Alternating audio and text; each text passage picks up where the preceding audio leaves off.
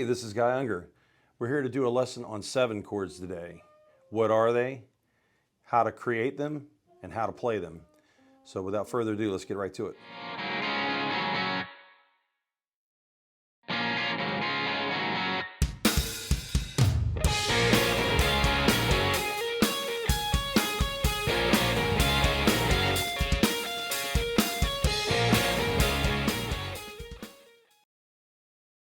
All right, first off, what are 7 chords?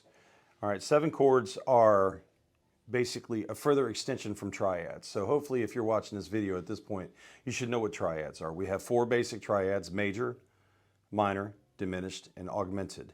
If we take the first, the third, and the fifth notes of a major scale, we create a major triad. And then if we create a minor one, it's a 1, flat, 3, and 5. So we flat the third. And then if we have an augmented triad, we have a 1, 3, and we sharp the 5. And if we have a diminished triad, we have a 1, flat 3, and a flat 5. So that's kind of the core pieces of our 7th chords. You'll notice that these notes are found in thirds. So from 1 to 3 is a third, from 3 to 5 is a third. If we continue that, we go to a 7th of the scale. So if we create a major 7 chord, we're going to take the first note, the third note, the fifth note, and the 7th note of a major scale, and that will give us a major 7 chord. Now, if you don't know what these intervals are, I have another video that explains intervals quite a bit, and if you get a chance, check that out. We have a major third, a perfect fifth, and a major 7th that we're using to create this major 7 chord. So I'm going to play one with the root note based on the 6th string, and this is what it sounds like. So that's the notes of a C major 7 chord, and this is the C major 7 chord shape that we're going to use today. There's tons of them, but this particular one is going to be the one that we start with. So once you understand this, then you can actually create your own. Today we're going to focus on the 6th and the 5th string roots. So if we have a C major 7 chord, it's going to take the C of the C major scale, the E of the C major scale, the G of the C major scale, and the B, which is the 1, 3, 5, and 7. So if we go further with that, if we make that a dominant 7, then that makes it a 1, 3, 5, but we flat the 7 or we lower the 7th down a half step. So we go from C, E, G, and we take that B, which is a major 7, and we lower it to B flat, which is a minor 7th.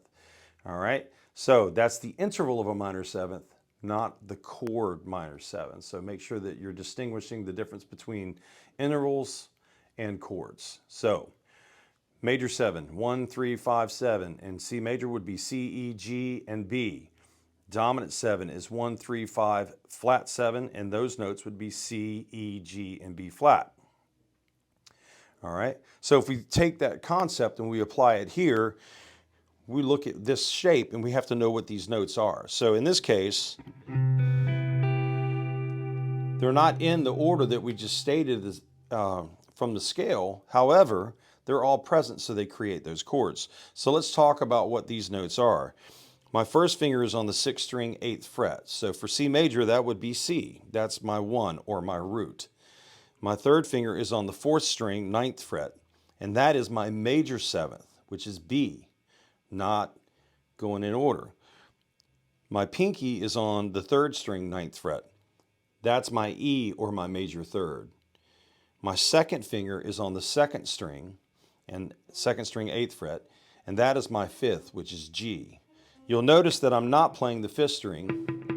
I'm muting. I'm letting my first finger lean over and mute that. I'm also not playing the 1st string, and I'm muting that. So it's really common in 7th chords, especially jazz type of voice 7th chords, where they'll mute that 5th string. It gives you a little bit of separation between the notes, and it's a lot clearer, as opposed to if I did the same shape with the note that would be here, which would be the 5th, it sounds a little muddier. Still nice, but if I do it without the 5th string, it sounds like this. There's a little more clarity to it. Okay, so now, since I know what these intervals are, wherever I move this to a different key, this is A major 7, G major 7, G sharp major 7, it's always going to be that. So that means that the intervals are going to stay in place as well. So this is 1, 7, 3, and 5. So root, major 7, major 3rd, and then my perfect 5th. So when I make it a dominant 7th, like we said, we lower the 7th. So we know that this note is our 7, so I'm going to lower this note, which means I'm going to have to refinger these notes so I can still get them, and I can get this 7th flatted. So now I have this chord, and that's a dominant 7. So we have a 1, a flat 7, the major 3rd, and the perfect 5th. So major 7, dominant 7. Now we're going to go to minor 7. So the formula for that is 1, flat 3, 5, and flat 7. So we already have our flat 7, we have our 5, we have our root, so we have to lower this 3rd here, which is where my pinky's at. So if I lower this, I can actually get away with just barring this with my 3rd finger on the 8th fret 2nd string, 8th fret 3rd string, and 8th fret 4th string. Again, I'm going to mute the 5th string, and I'm going to use my 2nd finger to get the root note here, C, on the 8th fret 6th string. And this is what this sounds like. All right, our next chord is going to be a minor 7, flat 5. It's also known as a half diminished chord. So the formula for our half diminished chord is 1, flat 3, and flat 5, and flat 7. So everything is flatted or lowered 1/2 step. So we have our root here on the 8th fret. We have our flat 7 here on the 8th fret on the 4th string. We have our pinky on the flat 3rd or minor 3rd on the 3rd string, and I'm going to take my 1st finger and play on the 7th fret of the 2nd string. This is our flat 5. This one's got a little bit of a spookier sound to it. Okay, moving on. And these are all 6-string roots based off of the C here on the 8th fret 6th string. Now, if I lower my 7th again, I double flat my 7, I get a fully diminished 7 chord. So fully diminished 7 chords formula is 1, flat 3, flat 5, and double flatted 7. So to get this chord, I'm actually going to lower this flat 7 here, that would have been my 3rd finger. I'm going to take my 1st finger and flatten out on the 2nd, 3rd, and 4th strings. I'm going to put my 3rd finger on the minor 3rd of the flat 3 here on the 3rd string, 8th fret, and then I'm going to take my 2nd finger and put it on the 6th string, 8th fret. Again, still muting the 5th string and 1st string. This one's a little tougher to get. Just take your time and make sure you get it good and clean. You'll have to angle your hands a certain way, but just remember, even though you're playing 3 strings here, you're barring, you're going to hear this note that's in front, so that'll take precedence over everything. So here's that chord, a fully diminished 7 or diminished 7. All right. Our next chord is going to be an augmented 7. Our augmented 7 is basically a dominant 7. So we had our dominant 7 chord, which is 1. Here's our flat 7 here, major 3rd, and our 5. And what we're going to do to augment it, we're going to take our 5th and we're going to raise that a 1/2 step. So our formula for an augmented 7 or a dominant 7, sharp 5 is the name. So the formula for that is going to be a 1, 3, sharp 5, and flat 7. And so what we're going to do is we're going to take this note here on the 2nd string, 8th fret. We're going to raise it up a 1/2 step. And I'm going to use my 3rd finger to play the major 3rd on the 3rd string. That chord sounds like this. All right, this has a kind of mysterious sound. Okay, our next 6-string root is going to be a dominant 7, flat 5, as opposed to the augmented 7, which is a dominant 7, sharp 5. This is a dominant 7, flat 5. So our 5th that was here and we raised it, we're going to actually take this note and lower it. So we're going to refinger this so I can get the flat 7 and the major 3rd here, and then I'm going to lower the 5 like what we did on the minor 7, flat 5, or the half diminished. So this is a dominant 7, flat 5. Root, flat 7, major 3rd, and flat 5. Okay, so that's how that one sounds. And again, still muting the 5th string. All right, the last chord that we're going to deal with here on the 6th string is going to be a minor major 7. So this is basically a minor 7 chord, which has our 1, our flat 7, our flat 3, and our 5, but it's got a major 7th interval in it. So that's why it's called minor major 7. It's a minor triad with a major 7th. So I'm going to take this flat 7, I'm going to raise it back up to the major 7. So I have to refinger this, so my root note is here on the 8th fret again, as it's been the whole time. Then I'm going to have my pinky on the 9th fret, 4th string. And then I have the 8th fret on the 3rd string, 8th fret on the 2nd string. So you might want to start here and then add the pinky. It's a little easier to get it added in. You want to make sure that you angle your fingers just right so you're not leaning over and muting any other strings. This has a very unusual sound. A lot of melodic minor and harmonic minors used with this. So now that's all our 6-string shapes that we're going to deal with, but we did all of these in C. So what if we needed a B flat? So what we would do, let's say we needed a B flat major 7. So here's my major 7 shape. Once you get those memorized, then what will happen is I just take this first finger and I find where B flat's at. Hopefully if you're watching this video, you already know how to find the root notes on the 6th string. But if you don't, here's a shortcut. So we have, I use the dots and I have a little saying gab, C sharp. So G, A, B, and C sharp. So the 3rd fret is G, the 5th fret is A, the 7th fret is B, and the 9th fret is C sharp. So I can just kind of fill in the blanks. So if I know that I need to find B flat, I'll find B, G, A, B. So gab, and then I'll lower that down a half step. I'll play my major 7 chord, and boom, I have my major 7th shape, or B flat major 7 chord. All right, if I continue that on, let's see, I needed a G sharp minor 7. So I would find G, move it up a half step, play my minor 7 shape, and that's what I have. Okay, so that's the 6-string roots. But those are really common, and another set that's really common is the 5th-string roots. So finding our root notes here again, let's just go ahead and cover that. So we've got C, D, E, and F sharp, and what I use for that is Charlie Daniels Eats F sharp. So it's kind of silly, but you remember the silly things really well, at least I do. So if I'm looking for an E flat something, I find C, D, E, and I go down a half step, and there's my E flat. So let's find the shapes that go along with that one. So we're going to do these in C, but on the 5th string, so we know that Charlie's right here. So this is our major 7 chord on the 5th string that we're going to use. Again, there's many different shapes, but these are pretty common ones that I'm starting off with. So let's talk about this. We know that a major 7 is 1, 3, 5, and 7. So here I have my root note, here I have my 5th, there's my major 7, and there's my major 3rd. So first finger on the 3rd fret of the 5th string, that's C, the root. My 3rd finger is on the 5th fret of the 4th string, which is my 5th. My 2nd finger is on the 3rd string, 4th fret, which is the major 7.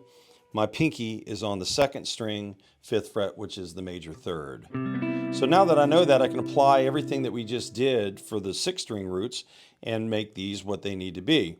So we know that dominant 7 is a 1, 3, 5, and flat 7. So we know that this 2nd finger note here is the 7. So if I lower that by just lifting up and flattening my 1st finger out and barring, I'll get the flat 7, that lowered 7th. This is our dominant 7 bluesy sounding chord. All right, the next one is going to be minor 7. So we have a 1, which is our root here with the index finger on the 5th string. Then I have my 5th, which is my 3rd finger. And then I have the flat 7 already. Here's my major 3rd. I have to flat that. So that's 1, flat 3, 5, and flat 7. So the pinky goes with the major 3rd here down to the minor 3rd on the 4th fret, 2nd string. And that's my minor 7 sound. Okay? Now my next chord is a minor 7 flat 5, which basically tells you what's going on. Again, remember that's half diminished. So it's 1, flat 3, flat 5, and flat 7. So here I have my 5. My 3rd has already been lowered. My 7th has already been lowered back here. So what I'm going to do is refinger this so I can get the 5th down lower, get my flat 7 and my flat 3rd. So here I have my 1st finger on the root, which is on the 5th string, 3rd fret. My 3rd finger is on the 4th string, 4th fret, which is the flat 5. My second finger is on the 3rd fret of the 3rd string, which is my flat 7. And my pinky is on the 4th fret, 2nd string, which is my flat 3, or my minor 3rd. And here's our chord. All right. Again, that's our kind of spooky sound. All right. Now we're going to make it a fully diminished 7 chord, or just diminished 7, which is 1, flat 3, flat 5, and double flatted 7. So our double flatted 7 will be, here's our flat 7 right here, so we're going to double flat that. So all I'm really going to do is make my second finger come up here and play the root note and lower that 7th again, so it's become a double flatted 7. All right, there's our fully diminished 7 chord. Now you might ask yourself, why say double flat? Why not just call it a 6th? Well, the 6 is what it is. It really is. If you double flat a 7, it becomes a 6th, the interval of a 6th. However, for speaking purposes, when you're talking about this, it makes it a little easier to understand. And as you get a little further into doing chord progressions and things like that, they have a function, and you'll see it'll make a little more sense. All right, our next chord is going to be our augmented 7, which is, again, just a dominant 7 sharp 5. We're here on C, and so I'm going to play my dominant 7 shape that I already know, which has got the 1, the root, my 5 here, flat 7 being barred, and my pinky is on the major 3rd. So what we're going to do is we're going to sharp this 5 right here. So there's a couple of different ways to do that. You can take this 5 and raise it up. So what I'm going to do is replace my pinky note, the major 3rd, with my 3rd finger, and then I'm going to reach up here and sharp the 5. Now, I don't really particularly like this shape. Another shape that you can use for your augmented 7 will be to bar completely here on the 3rd fret. Put your flat or your sharp 5 here on the 2nd string, 4th fret, and then have your pinky on the major 3rd right there, and that will give you all the notes. You just skip over the 4th string. So I use hybrid picking, it makes it a little easier. All right. Okay, so there's 2 options for that particular chord.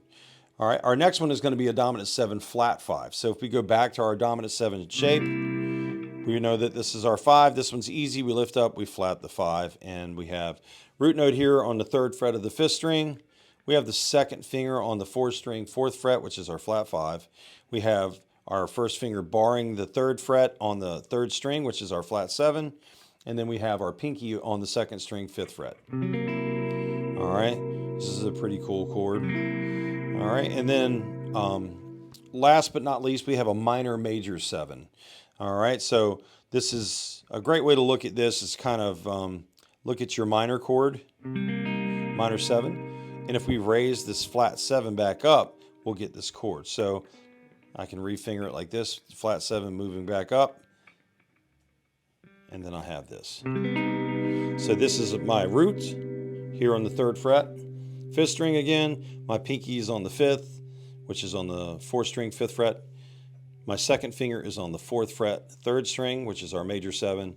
And then we have the 3rd finger on the 2nd string, 4th fret, which is the minor 3rd.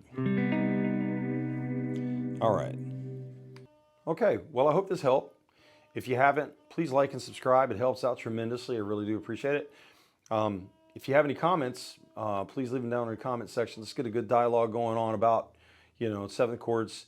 Were these hard to work on? Did you find the sounds of them interesting? And we can talk about in a future video about how to use them. So until next time, we'll see you. Thanks.